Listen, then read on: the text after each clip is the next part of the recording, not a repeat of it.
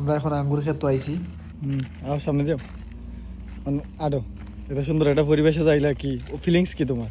Feelings তো বলার মতো না, কারণ আমরা যে শহর থাকি শহর সবই বিল্ডিং, আর গ্রাম সাইডে আইলে দেখা যায় আসলে প্রাকৃতিক কত সুন্দর, কত সুন্দর পাহাড়, কত সুন্দর বাড়ি। আর আঙ্গুর বাগান তোর হওয়ার মতো নাই, এক জায়গায় পাচ্ছে ওদের পাচ্ছে না।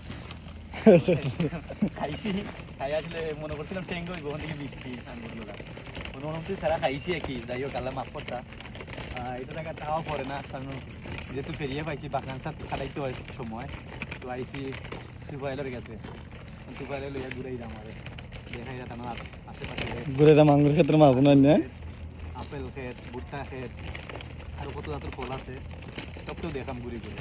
ভালো লাগে, কারণ অনেকদিন ধরে ঘুরানি হয় না। আর এরকম পরিবেশে আওয়া নাই দেখো, এরকম পরিবেশে আওয়া নাই দেখো। এরকম পরিবেশে তো আওয়া হয় না, কারণ এরকম পরিবেশে আইতে হইলে লাগে তোমার অনেক দূর থেকে আওয়া লাগে। আমার প্রায় 300-400 কিলোমিটার দূর থেকে আওয়া লাগে এটা দেখতে হইতে। 300-400 কিলোমিটার দূর থেকে আওয়া মনে করো জানি হয়ে যায় বেশি, তার বাদে মনে করো পরিবেশ দেখার লাগে। আর তোমার বাগান আছে শুনিয়া তো মনে করো আপনি ছাগলে গেছি আইসি দেখা, আর অনেক সুন্দরও লাগে। আসলে যত আঁটি তত ভালো লাগে। খুব মায়াবী দৃশ্য, পাহাড়, মন্দির, ঘর বাড়ি, আরও মানুষ আছে থেকে অনেক